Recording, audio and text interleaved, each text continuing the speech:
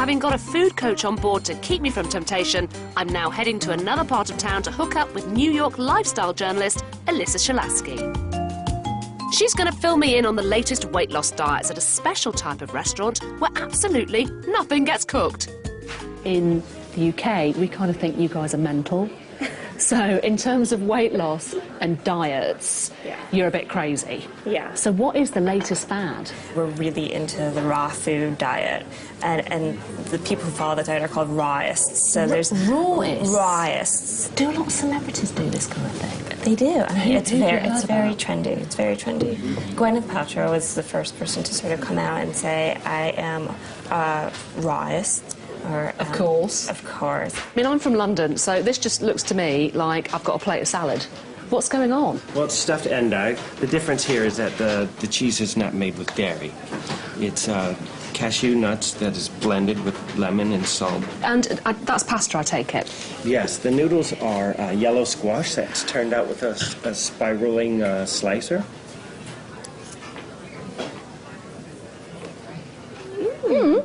It's like pasta you've made the night before and then left, and I've opened the saucepan and eaten it in the morning. Because it's cold pasta. I kind of am starting to feel good inside, like you said. Yeah. Like soulfully good. I got quite excited about raw food because on first inspection and first bite, yummy, but then about half an hour later I felt really, really sick. I'm not sure why. I think it might have been all the enzymes and electrolytes going into my body, man. Kind of made me too pure. And, yeah, I felt right gippy. So I had to go and drink a Diet Coke instead. What I should have done was call Jackie my food coach. She might have talked me out of it. Hi, Anna. How are you? I'm having a crisis. I'm standing outside a muffin stall. I need to eat one. I don't know what to do. Don't turn the control of your life over to a muffin. It's about 600 or 700 calories. It's loaded with Fat and sugar. It has no redeeming nutritional value. Forget about it and take yourself away from it. OK, I'll stay strong. Bye. Having a food coach is a bit like just having a buddy there every day, just helping you and motivating you and stopping you from stuffing that bar of chocolate down your neck. So, actually, I think it's quite a positive thing. Or maybe I'm just coming over all American. So, having discovered some New York ways of diet-based weight loss, it's time to see if there are any new wacky exercise regimes over here. And I'm not disappointed. The latest craze sweeping the city is more American than, well, a lovely big slice of apple pie. Give me an A. Give me an A. I'm going in. Up and forward and sideward cross. 2, 3, and 4. Open, down, up, down. So open, down, up, down. Walking front. 1, 2, 1, 2, 3. Down, low, together, and last cheer. Open and out, front, left, right, down, up, in, one. Is this what everybody is doing in New York to keep fit? Well, this is a new thing that's just taking off. It's very exciting. It's really good fun, but I've got to tell you, I'm knackered. Is it a good weight loss thing, this? Oh, absolutely, because you're using your abdominal muscles. Every time you're going down and up, you're using your core. Every time you're using a split, you're lengthening your legs. Same thing with the kicks.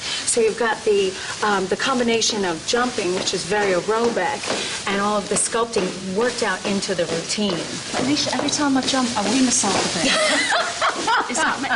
That's why you need the sculpting. Okay, I just need to work a little bit on my tongue. Work a little bit on that. But that is a perfect cartwheel.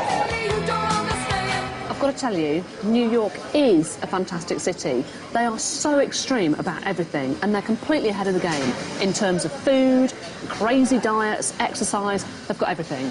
But you know what? Now that I'm at the end of my trip, all I want to do is just eat as much as I can get. Brilliant. Check it out. Cheesy chips. My 7 weeks of crazy diets are well and truly over, and while I might have lost some weight, my mind's been open to the perils of extreme dieting. Later in the programme, I'll be meeting a diabetic who used her medication to lose weight, with devastating results. You've gone blind in one eye? Yeah, I went blind from it. Super skinny Louise Sapsford picks at tiny childlike portions throughout the day and rarely finishes a meal. She's desperate to bulk up her bird-like size 0 frame. So she's swapping diets with supersizer Desroy Gordon. He weighs in at almost 29 stone and lives off a diet of takeaways and calorie-packed West Indian food. It's day 1 of the diet swap, and the morning kicks off with one of Desroy's king-sized breakfast. A large bowl of porridge with 4 fried dumplings, all washed down with a high-calorie supplement drink. So is this something that you'd normally have for breakfast then? Yeah, you'd have it with any meal really, or even just as a snack on its own sort of thing. Desroy has to make do with a small portion of toast and jam. So this is typically what you'd have on a morning for breakfast? I would, yeah, a couple of slices of toast and a cup of tea. But I'll finish before you do.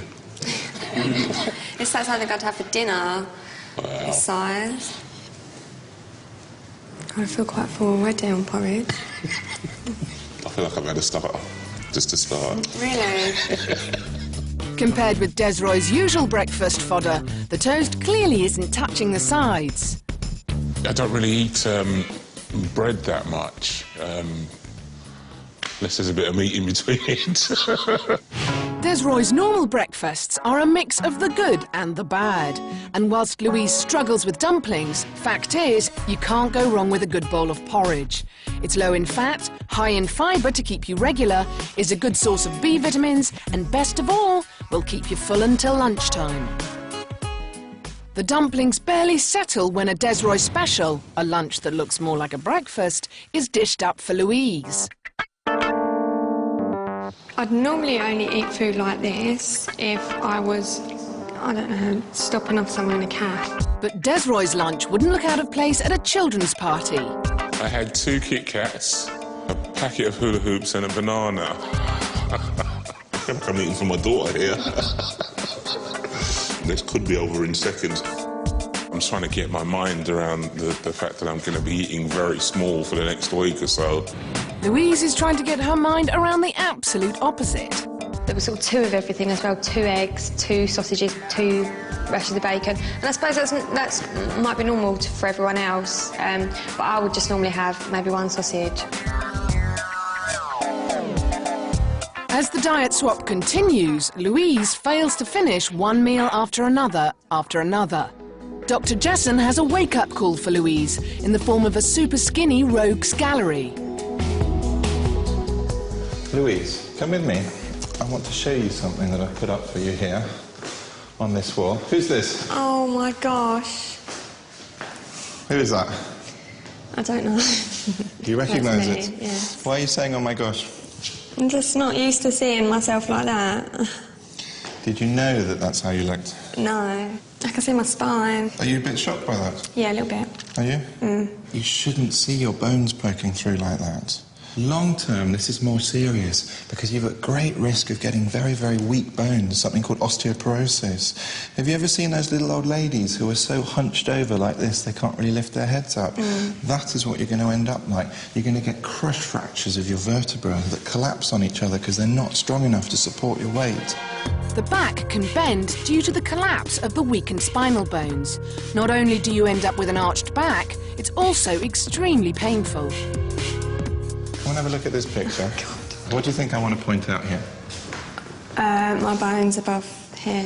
What about that huge gap between your legs, where your flesh should be, where your legs should be? Even. Yeah. There's no flesh on them at all. Not only do Louise's legs look thinner, but by undereating, her muscles are losing mass. Less muscle will cause her to tire more easily, and her strength will be reduced. Are you a size 0? I can wear, yeah, UK size 4. I mean, is that really the look we want to see as the epitome of beauty? No, it's not. It's not, is it? Really, really not. Are you shocked?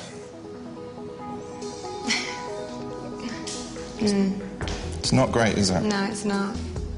Seeing it like that, it sort of hits home as to, you know, how I look and how other people, you know, what other people see when they look at me.